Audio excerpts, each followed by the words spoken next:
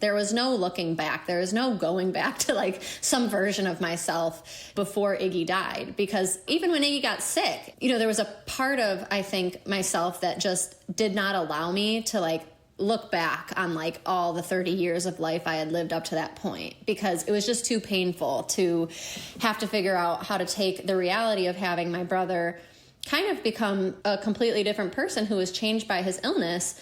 And then when Iggy died, I felt like the only thing I had to reference was the last 3 or 4 years that he was sick. And so I think with that came like, wait, then who am I now? Who am I now as someone who has lost someone to an illness, who is like also like newly married and like has a whole life in front of her, who thought like her brother would be by her side for and now is not, right? Like you spend 30 years preparing for one thing to be true, and then in an instant it's completely gone.